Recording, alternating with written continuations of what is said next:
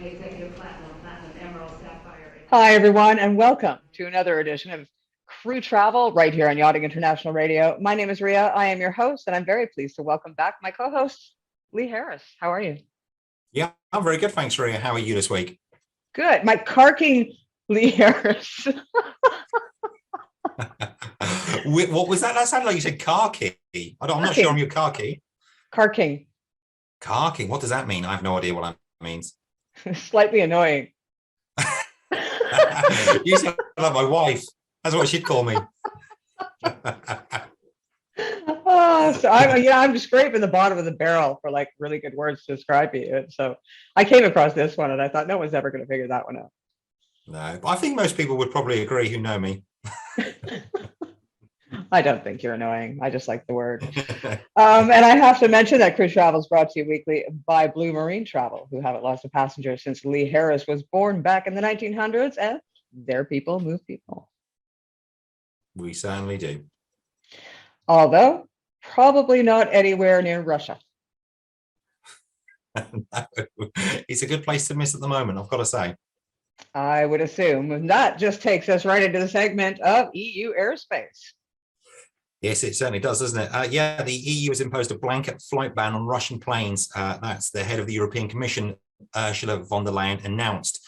She said, "We are shutting down EU airspace for Russian-owned, Russian-registered or Russian-controlled aircraft. All such planes, including private jets, will now be unable to land in, take off from or fly over any EU nation." Russian planes have also been banned from UK airspace as well.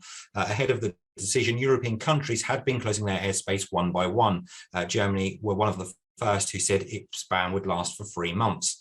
Departure boards at Moscow's airport showed dozens of cancellations on Sunday, including flights to Paris, Vienna, and Kaliningrad. Russia's S7 Airlines have said on their Facebook page it would cancel flights to many of its European destinations until at least the 13th of March. And Aeroflot, Russia's biggest airline, said it would cancel its services to most European countries until at least the 26th of March. Russia has obviously responded with tit-for-tat restrictions on countries banning its flights.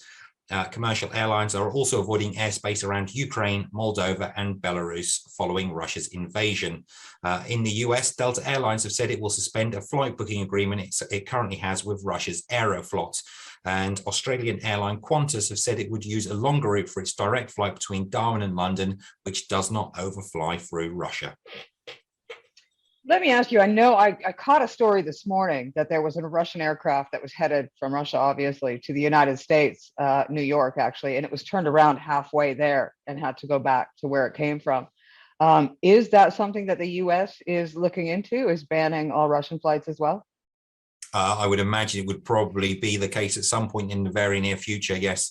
I'm not privy, obviously, to any of that information, but it makes perfect sense. It seems that the EU have done it as a group. I would imagine the US would follow suit quite quickly. I know you said the flight turned around halfway there. I know KLM also had a flight on Saturday, which got halfway there and turned around. That was obviously before the EU made their big announcement. So, yeah, my guess is it will probably follow in the next couple of days. See, it's such a shame when things like this happen because it's not the Russian people. It's once again a governmental decision that, the more I see straight across the board, governments are not making decisions based on what the people want. They're making their own decisions based on what they want. And there's a lot of people around the world saying to the Russian people, rise up. But what they don't understand from us Western countries is that we have the rights to rise up and protest. It's a different kettle of wax when you're in Russia. You can't speak quite as freely as you do in Western countries. So in the midst of all this, without getting overly political, you know me, I think we should spare thought for the Russian people as well, because 100% of them aren't behind this war and they are protesting and they're going to be suffering greatly as a result of sanctions and everything else that is going on as well. Yeah, I mean, I've seen on on the news and on certain social media sites of the lots of protests going through Russian cities at this time. So, like you say, you can't lump all of Russia in together. Obviously not. It is the government that have made those decisions. But obviously on the big news with regards to the invasion, I would just like to say from Blue Marine Travel that obviously we totally condemn the actions of the Russian government, especially after everything the world has had to endure these last 2 years. Obviously, this is the last thing that anybody needs at this time, especially the Ukrainian people. Obviously, we hope and pray common sense prevails sooner rather than later, and our thoughts and prayers are with all Ukrainian crew and the wider Ukrainian nation at this time. Perfect. Well, and I echo those sentiments for sure. We've got better news. New Zealand has some changes, finally. We have indeed, yeah. It's literally half the press, so it's only just come out this afternoon. But Kiwis returning to New Zealand from Australia will not need to isolate upon arrival from 11:59 p.m. on Wednesday evening, while New Zealand returnees from the rest of the world will also be able to come home, without isolating from late Friday. Prime Minister Jacinda Ardern made the announcement from Parliament this afternoon. All unvaccinated travellers will still need to enter into MIQ. New Zealand opened the gates to Kiwis in Australia on Sunday night, while New Zealanders and other eligible travellers from the rest of the world were originally allowed to enter from March the 14th. However, this has been brought forward to this Friday at 11:59 p.m. Jacinda Ardern has said that testing will still remain critical. We will still require every traveller to undertake a rapid antigen test on the day they arrive and on day 5 and 6. Any positive RAT tests must be registered and followed up with a PCR test. Well, I mean, but common sense does have to prevail, but it's still, it's heartening for New Zealand crew and Australian crew and everybody else. Italy has news. Yeah, travellers from non-European countries will soon be able to enter Italy under facilitated rules, as the latter's authorities have decided to remove the pre-entry testing requirements and a non-essential travel ban. The news was announced by the Minister of Health for Italy, who said that starting from March the 1st, travellers from third countries will be subject to the same rules as travellers from within the EU. This means that third country nationals will be able to enter Italy without being subject to additional entry rules, as long as they hold a vaccination or recovery certificate or a negative COVID-19 test result. In addition, such a statement suggests that the travel ban will also be removed, meaning that travellers from non-EU countries will be able to enter Italy for travel purposes without having to provide an essential reason for their trip. And there's news out of Bali. So KLM, Royal Dutch Airlines, Scoot, Jetstar, Air Asia Philippines and Qantas are among the first airlines ready to resume flights to Bali in March or April.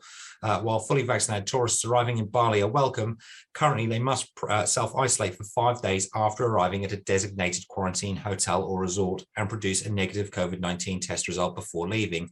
However, the quarantine rule reduces to 3 days for triple vaccinated travellers from March the 1st and 0 days for the triple vaxxed crowd from April the 1st.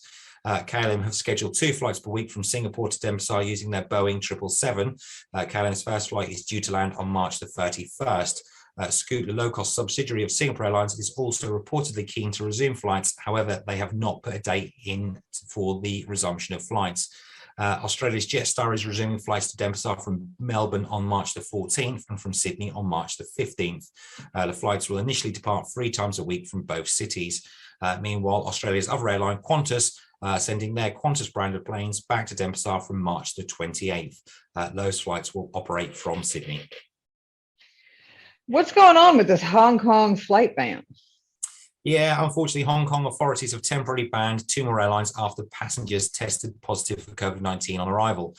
Both Scoot and KLM face a 2-week flight suspension. KLM is temporarily off the Amsterdam-Hong Kong route until March the 6th, while low-cost carrier Scoot is also off the Singapore-Hong Kong route until the same date. It makes sense, right? I mean, obviously the screening wasn't done properly, and so somebody got through that shouldn't have gotten through. And so the country says, you know what? Sorry, until you make sure you get it right, you're not welcome to do business here. Makes sense. Yeah, exactly right. Yeah, it does make sense. They've Hong Kong have been, they are very strict with regards to their rules, but they've made it perfectly clear to airlines, you let people in who've got COVID, you're going to face a 2-week ban. And unfortunately, that's the case for KLM and Scoot this week. To be honest, there's lots of airlines that have received a 2-week ban. I know BA have, we've talked about before. Emirates have also received a ban. I believe Qatar Airlines have received a ban as well. So it's just, unfortunately, this week it's KLM and Scoot Airlines who have, they've just equal opportunity banning. Yeah, exactly right. Denmark. Yeah, so starting from the very first hours of March the 1st, travellers from the European Union and Schengen area will be eligible to enter Denmark completely restriction-free. That's regardless of their COVID-19 vaccination status as well. At the same time, travellers from third countries will be also eligible to enter Denmark under facilitated rules starting from the same date. The move was announced by the Danish Ministry of Health in a press release issued on Friday, February 25th, in which they also explained the new entry rules for non-EU travellers. If you are entering from a country outside the EU or Schengen, you will only be required to take a test within 24 hours of entry. Persons entering from outside the EU and Schengen who have been vaccinated with a recognised vaccine or can document that they have been infected with COVID-19 within the last 180 days are exempt from this requirement and can therefore enter without any restrictions. Nice. Well, I mean, aside from the absolute disaster that's happening in Eastern Europe, it seems like the world is finally starting to open up and ease up a little bit. Yeah, COVID-wise, it all seems to be quite positive at the moment, doesn't it? There doesn't seem to be any restrictions being put in place too much at the moment. In fact, most countries seem to be easing them, maybe a little bit too much, possibly in some cases, shall we say? But that's all good news. And just as you think you're getting back onto an even keel, then unfortunately, this situation with Russia kicks off, and it makes things a lot difficult for a lot of people. I tell you, the timing is just, the entire world has suffered the most atrocious crisis that we have seen in modern times. And, everyone is suffering, whether it be financial, people have lost their homes straight across the planet, their income was gone. They couldn't afford to eat. Just devastation. And to pick that time, words can't even, I don't even have the words to express it. But no. If I was a fighting girl, I know where I could land in a couple of left hooks. Canadian girl like you, I'm sure you can handle yourself. Put him in front of me. Yeah, such a shame. But we still have the rest of the world still has business to do, and I know that there are a lot of charities out there right now, and people at the border between Ukraine and Poland. So there's, if you just do a simple internet search, there's a ton of places, people out there that are doing charity work for the Ukrainian people and trying to do their best to help. So check it out, Google it, and do your part, and let's see if things change. I think there's a talk coming up, actually. There's being a talk arranged between the Ukrainian head of Ukraine and I can't even speak this morning, but between Russia and Ukraine. So we'll see. So fingers crossed anyway.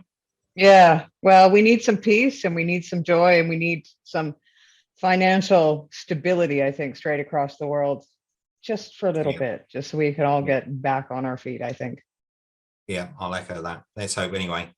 It's all we can do, I guess, and pray for the people who are slap bang in the middle of the situation. True enough. I don't know, that whole pray thing. No, not against religion there, folks. I'm just saying, it's like, yeah, pray for, okay. I don't know. It's like empty words, really.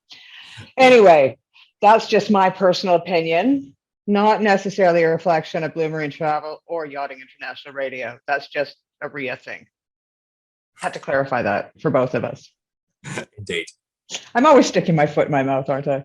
I don't think a week goes by where Ria doesn't at least one foot, possibly two at sometimes, right? I mean, we try and get both in, don't we? That's for sure. Anyways, Lee, I have to say it's been an absolute pleasure once again. Thank you so much. Always a pleasure this end as well. So yeah, look forward to seeing you next week. And hopefully we'll have the same good news and maybe even better news in regards to the Eastern Europe situation. Yeah, fingers crossed. Right. You have been watching. Oh, yeah. And I have to say that Crew Travel is brought to you by Blue Marine Travel, who haven't lost a passenger since Lee Harris was born back in the late 1900s. And their people move people, which is a good thing for a travel company. But they're not moving people to Russia or out of Russia at the moment. Good company. You've been watching another edition of Crew Travel right here on Yachting International Radio. My name is Ria. I have been your host. We'll see you Ladies again and gentlemen, next once week. again, we're boarding passengers seated in zones E and F at this time.